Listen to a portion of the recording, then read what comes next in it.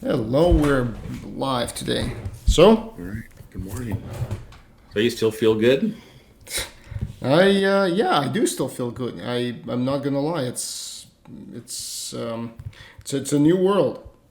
How do you feel? Yeah, I feel great. Excellent. I started going through some of the preliminary stuff yesterday for my Yep. course. Yep. I mean, the big thing for me kicks off this weekend with the boot camp, Mm-hmm.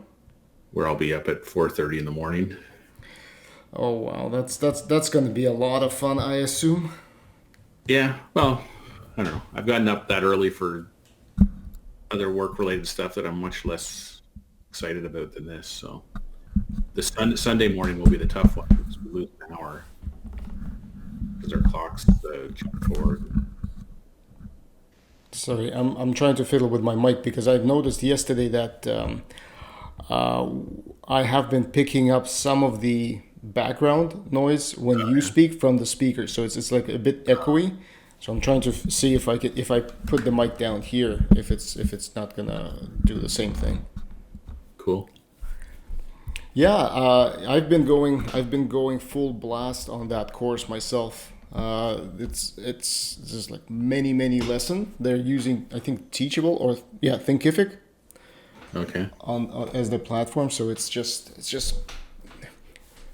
like day after day, and it's pre-recorded lessons from some of the past launches, some foundational stuff. Yeah. Well, that's what I've noticed with my guy too. Like my guy, his physical transformation in his materials is quite remarkable because he's got stuff from I don't know 10 years ago. So like the way he looks, the styles, etc. Right, but it just shows you the longevity of as you when you start building your content, Yeah, it can it can hold up for a long period of time. yeah. It has to be evergreen Yeah, because and some of this is. And I had a conversation with Jenna yesterday. So she calls herself the Queen Bee. yeah, The model is very elegant in a sense. Some of the some of the things that she believes in is the fact that if you give people access to yourself, so in other words, coaching, yeah, that is worth thousands of dollars, not hundred thousands, because this is you're getting invested in the business. Now, obviously, you have to do a good job, and you have to always show up. So it's not kind of like yeah, yeah, figure it out for yourself. yeah. Another thing was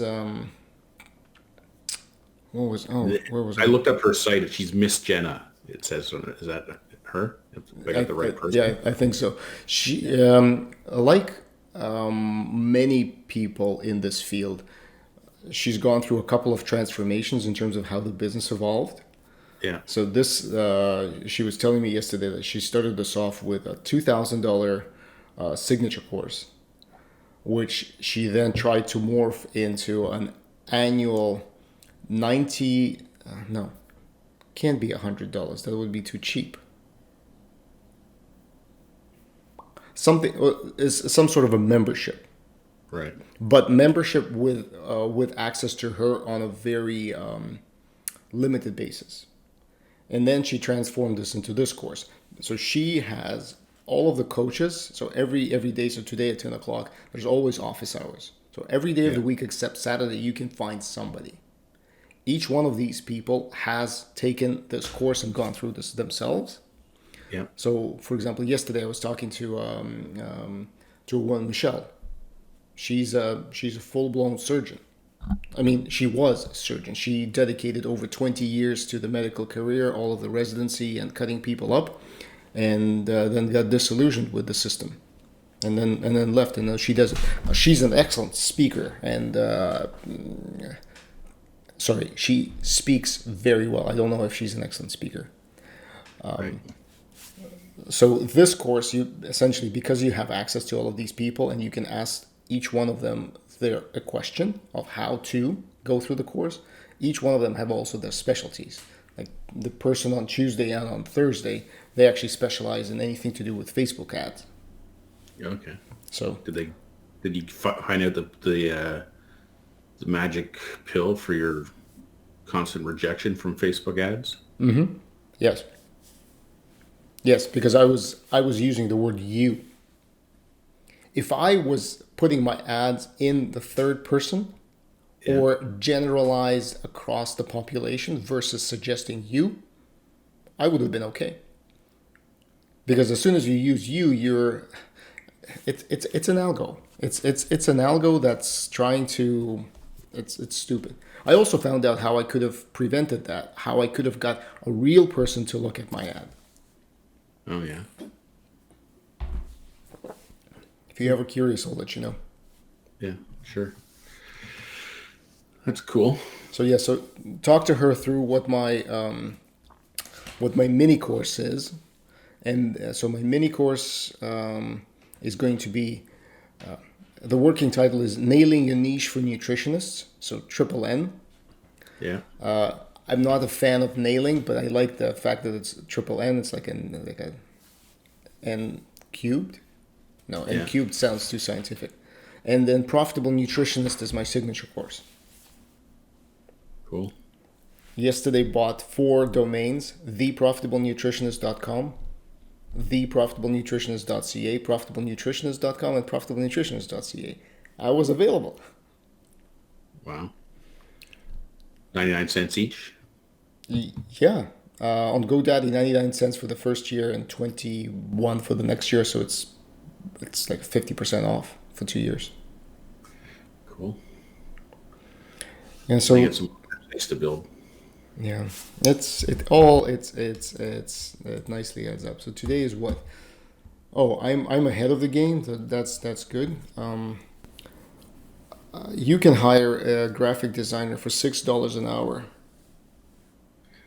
Yeah. How do you sleep at night? Me? Like a baby. I'll be sleeping even better once this all You pays said for you had a itself. bunch of applications yesterday. Sorry? You said yesterday you had a bunch of applications. Did you pick somebody? No. No, the objective is not to pick somebody. The objective is just to shortlist someone so that you're ready to go. So there's somebody that you can hand work off to when you're ready to go. Oh, okay. It's kind of like pre-work. Today I'm putting together a questionnaire and going into market research to validate my assumptions and get the language back of how people speak about their problems. Cool. And this is I'm assuming this is part of like this is a bucket of tasks from your course. Yeah, yeah. This is day. I'm jumping ahead a bit, but I'm going to day 4. Interview ideal students, create beta application with Typeform. Awesome. So yeah, so this is day 4 now. Then there's a form to fill on day 5, which is mapping out the mini course step by Yeah. step. Yeah. So and then it never stops. Essentially, it's the with all of the ads running. Ads are supposed to run week 3, so all of the stuff needs to be prepared before then. Each day has a video or a couple of videos and templates to just go through. And I'm supposed to be starting my. Oh, wow. So by the end of day 45, should complete my first launch. Nice. That's assuming everything goes swimmingly. The biggest thing is, for example, this interviewing people. Yeah. This is based on people's availability, of course. Sure. That can create a bit of a delay. Yeah. Well, the good thing with and this is what my guy was talking about in terms of one positive thing coming out of the pandemic for this industry is people's ability and comfort level with doing things on Zoom, right? So like pre-pandemic, if you wanted to interview these people, you'd have to schedule a time with them. You'd have to drive over to wherever they are, sit around, wait for them, and then come home. You'd kill like half a day. Now you can set up 15 minutes, Zoom call, in and out, and you're done. It's and no and like people aren't uncomfortable about it. Like people go, oh yeah, no problem. So Yeah. So I I interviewed my wife last night. did you record it? Yeah, So it's my inaugural episode of filling the experience gap it was good. I mean, I still have to edit it and put it together, and it felt a little weird interviewing my wife. But yeah, I'm really happy with the way it went. So now I gotta book your episode number 2. Excellent. Excellent. But I want to get episode 1 put together so that I can learn from episode 1 before I do episode 2. But I'm planning to launch that. That's my video for next Monday. Cool. So did you put your schedule aside to make sure that you focus on the program? No. Oh wow, so you're doing double duty. Yeah. Well, I mean, my schedule that I put together is really, I mean, the heavy lifting in my schedule is every Monday I have a video that I publish on a different topic. And every Thursday I do my Thursday thought thing, which usually takes me the morning. So like yesterday morning after our call, I filmed it and then did all the editing. I was done by 1:00 for this week's Thursday thought. So, and I'd say the other thing is, so it's probably like the equivalent of one day, like for each of these things, it's going to be a half day's worth of work. Probably the interview raw footage was like 19 minutes. So it'll probably end up being about 15 minutes total when it's all said and done. How did she feel about it? Oh, she felt it went good. She thought it was interesting. I mean, it's pretty straightforward kind of stuff. Although I did figure out, I mean, it's the classic communication conundrum, right? Like when you ask somebody, like one of my questions is there any specific terminology in your industry that people wouldn't be aware of? When you listen to people talk, two people in an industry talk, you only understand about 50% of what they're saying because 50% is industry terminology that outsiders wouldn't understand. So I'm trying to get her for some of that. So she had a few examples, but they weren't as industry specific as I would have thought. So that because I know her business a little bit, I prompted her for a couple things. But I think I have to give people examples of what it is that I'm looking for, right? So, from the grocery industry, the example that this that started this whole idea off was planogram. Because I had a training manager that I interviewed who was an expert in training, but she didn't know anything about the grocery business. I wanted to hire her. And I sent her to Adam, and he said something about planograms, and she said, "Plano what?" And now she was done. I recall that story. So it's, for her, the thing that prompted her on was like rotation and scanning. Those means very specific things when you're running a pool. Whereas in other industries, rotations and scanning could mean something completely different. Yeah, I mean that's actually a great example because rotations and no frills is promotions.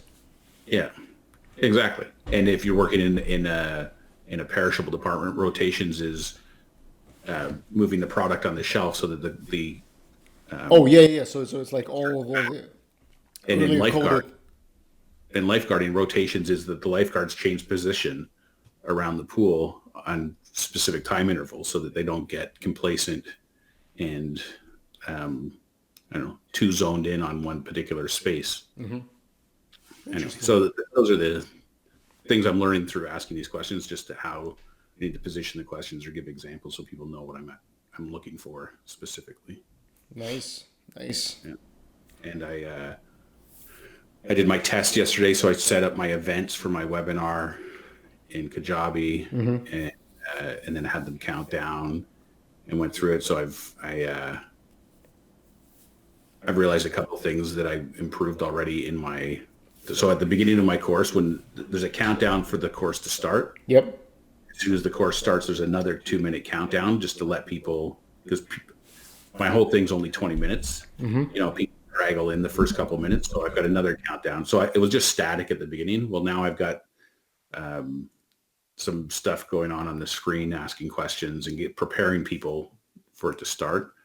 Then the other thing I realized is, so last night when I went on my course materials for what I signed up for, they're on Kajabi, but Yeah. So at the top is like go into the app. So now I can use my app. And then I realized, oh yeah, and my that's a benefit that I don't mention anywhere.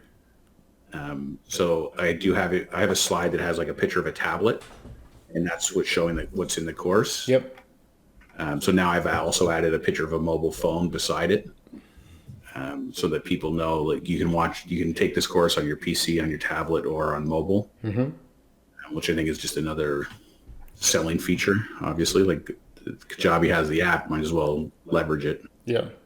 Greg, I meant to ask you because yesterday I was answering a question in one of the groups about somebody was asking about Squarespace versus WordPress.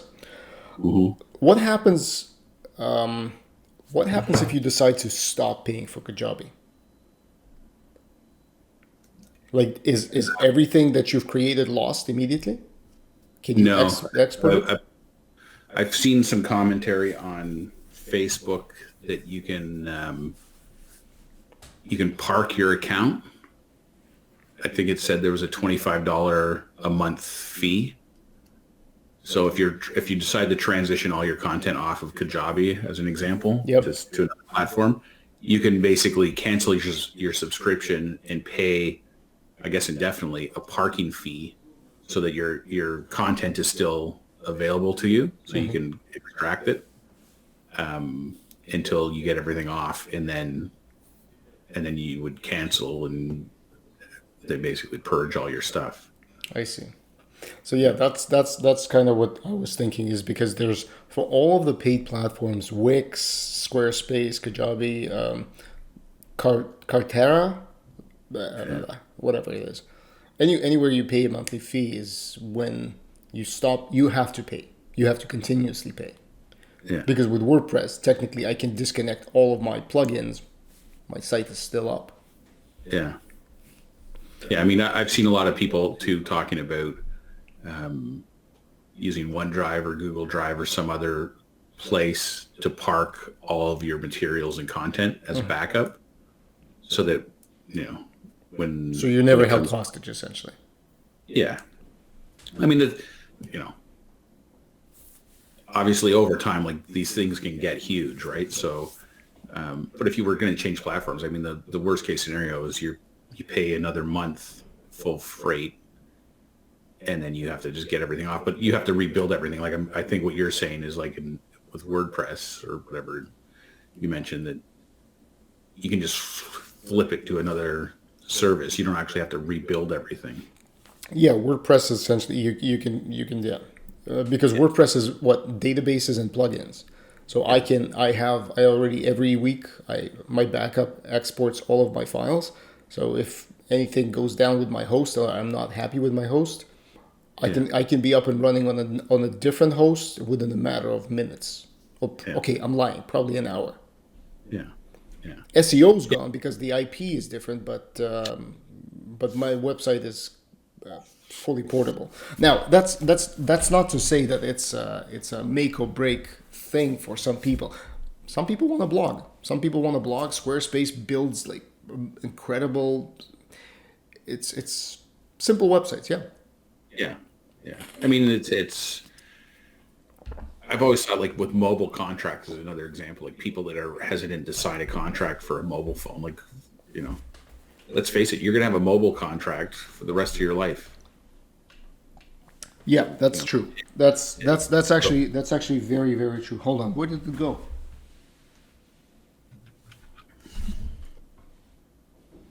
yeah, I mean, I think that's part of the business model is the more barriers to leaving there are, the better it is for the service provider. Yeah, of course, and monthly revenue is solid. I was talking to a colleague of mine who manages a pension fund in the states. Sorry, not a colleague, a good friend actually. And he immediately when I talked to him about my business, he's like, "Are you doing memberships?" I said, "Why do you ask?" It's not like you know anything about my industry, Yeah, but he says that anyone that they look into for investment, if they have a membership plan, it's very easy to do evaluation.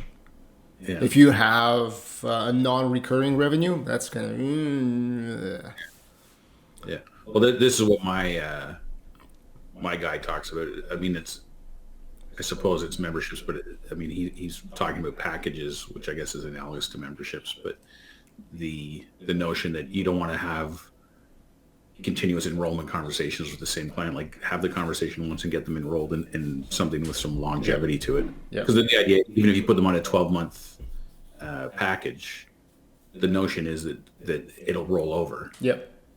right?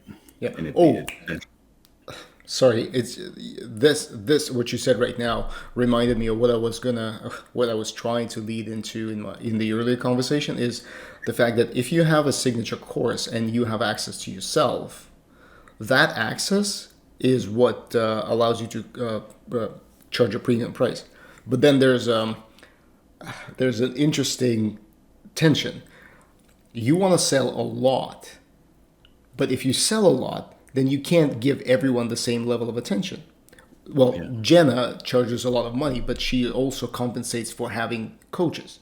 And all of these people are salespeople as well, because they would be, like, for example, Donna is a coach, but she also did a phone call with me. So she was trying to yeah, sell me on the program. And they get, I'm assuming, I feel like affiliate revenue, yeah, like a certain percentage of that, of course, which makes sense. But that also creates a network of when I always have access to somebody, and that's very valuable. At the same time, damn it. See, I need to get my thoughts straight because, okay, close that loop. You don't want to charge a low price for your program because you stand the risk of a lot of people enrolling. yes, You would much rather put like a 5,000 between $2,000 and $5,000 price tag on your signature program, weed out all of the people who just, oh yeah, maybe just buy it, let's see how this works. No, you don't need that because you're already promising access to you. yeah, So if that's the case, you much rather work with 10 people who are committed. Like look at us. Well, yeah, I'm committed. You're committed. You said that you were the first one to say it yesterday. I have my plan up on my screen, and I'm working through it right now, yeah, and I'm not going to stop until I'm done, and I'm going to succeed. That's just a given. You want those people because it's so much easier to deal with them. They're motivated yeah, versus yeah. Well, my guy talked a lot about, it's a double.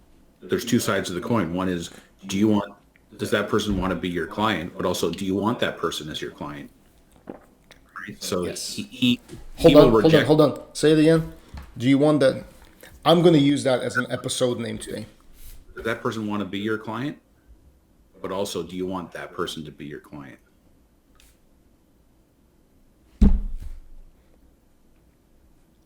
So he's got a whole thing about when he did a story about he had 3 enrollment conversations with somebody, and the guy finally signed up, and the guy said, like, you could have signed me up after the first conversation. Why didn't you do it? And he said to him, well, I hadn't decided if I wanted to work with you yet.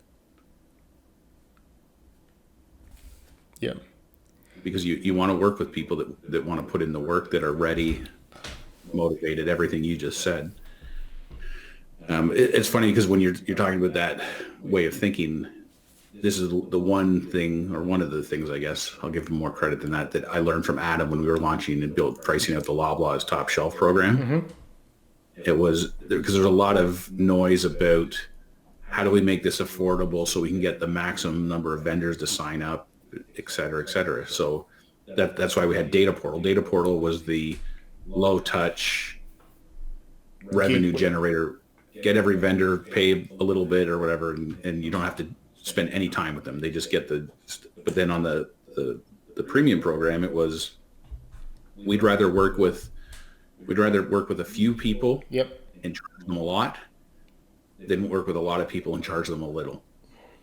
So, and I know that always created tension with Loblaw and with like this client services team or CPG client services. They wanted more vendors, but the thing, like, why is it so expensive? Well, it's designed to be expensive because we don't want to work with 300 vendors. It's interesting. So I was talking with Jenna yesterday, and I was telling her she also has an MBA, which actually, okay, so she has a business degree. It doesn't mean that MBA is something like. But we were talking about the fact that most of the things that she covers in her first lessons that I was watching, they're not rocket science. In fact, they're not even MBA level material. Yeah. It's almost common sense transposed into the financial numbers. But the way you position them, the way she talks about them, there's a craft there. When you don't talk to people about P&Ls, or you don't talk to them about cash flow, you talk to them about money coming in, money coming out. How do you plan for that? How much money do you have in your bank? And then using analogies. She's very good at using analogies, so I'm going to exploit them to the max, because they're also on the hook to help me make sure that my copy is good. Yeah. Yeah, so that's going to be very interesting. Cool. Hopefully today I'm going to launch my webinar and get my ads going. And I've decided I was doing all this work to create, like, I was going to launch it on Tuesday the 30th and Thursday April 1st, and there's going to be like 11 a.m., 3 p.m., 6 p.m., 9 p.m. Anyway, as I was researching stuff, I came across a lot of stuff about evergreen webinars, and use the term evergreen. Yep. Like, this course fits the bill in terms of, like, it can be an evergreen course. Mm-hmm. And I create one event and have it recurring, so I can have this play every hour, 2 hours, or 3 hours. Yeah, why not? And then people sign up. It registers them for the next available time that it runs. If that time isn't suitable for them, it doesn't matter. They'll get the email with the link to the replay, and they can watch it anytime they want.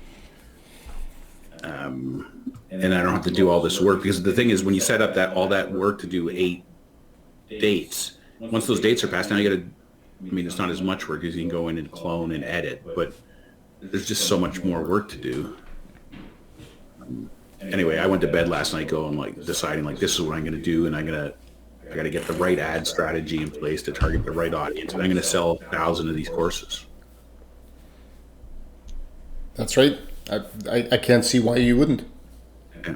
So I'm like, fuck it. I'm selling 1,000 of these. There's 300 grand I've already got in my mind that I'm making. That's right. That's the spirit, man. So on the coaching call, Michelle yesterday was talking about. So she's like, you have to understand. Think about it. It's a surgeon with over 20 years of experience in the field, past graduation from med school. So it's a person who's seen a lot. Not only a lot of pain, misery, but also processes and all of the dynamics that happen in the hospital, right? She's in New York. And it's I don't know if the word is encouraging, but it certainly is very interesting to hear that person put like a massive stress on the fact that you need to have affirmations. Which is what I thought immediately. I'm going to go to PLR and download something. It's like, put it on the desk, read it. First, it feels like a task, but then it feels like... there are whole courses on the science behind what happens in your brain when you read things to yourself out loud. Yeah. But, so what you're saying is exactly that. That's the only way to say it. I have this little chart here. See? Yeah. 300K a year plan. And it says at the top, I will create a business selling online courses that generates net $300,000 a year starting in 2021. I will be respected authority on the subject. Now, that's not typical affirmation. It's not like I'm strong and willful, but it's a start. It's great. I've got this taped to my computer screen that says, I have unlimited potential. I can do anything I want to. And that I got that from my diet app, my new map. There was an exercise of affirmations, and I came up with that and stuck it on my screen. Said every day when I'm doubting something, or should I do this or not, I just look at that and go, fuck yeah. I should put my old saying on my. I'm gonna do it right after I get done the call. Do you know what my saying was? No. I know Laura did. Laura knew what my saying was. It was all on all of my whiteboards. Whenever I had a whiteboard to myself, Yeah. it said, "Do not believe in miracles. Rely on them." I like that. And I had that from my very first job. From that was in, holy mother of God, that was 1997. Wow. That's holy crap. That's a long time. You know, but it's funny when you say like 1997. Like I graduated in 1995 Yeah. from university, and it's like when I say 95 or 97 or 98, I don't. No, It's like, it oh yeah, feels like, yeah, it's like university, man. you go, holy cow, that's like 20 to 25 years ago, depending what year you're talking about. Yeah, I graduated university in 99, Yeah. undergrad. No, Google, it's not on the grid, it's undergrad. Yeah, there you There go. you Now I'm talking to my screen. go. That's all right. All Cool. right, let's get going. All right, man. 30 minutes today. I'm going to send you the file once it's processed. Sounds good. Oh yeah, by the way, if when you're recording this next week, so what I found was, because I freaked out on Monday, once you hit Yeah. stop on Camtasia, because the files are so long, it'll take it a good couple of minutes to appear in your interface. So Okay. don't touch anything, just let it do its stuff. Yeah. Because Okay. I thought I lost the whole Monday meeting. Yeah. I'm looking forward to one of the things on my wish list Yeah. once I make some money Yeah. is I'm going to buy like an awesome computer. The first thing I'm investing is a standing desk. I want like a desk that rises, because sitting every single day, Yeah. it's a recipe for disaster. It's like, just Like, health wise, chair. it's a recipe for disaster. My chair is a piece of crap. So I need a good chair and I want like a super computer. Let's do it. All right. All right, man. Take care. See you See ya. tomorrow.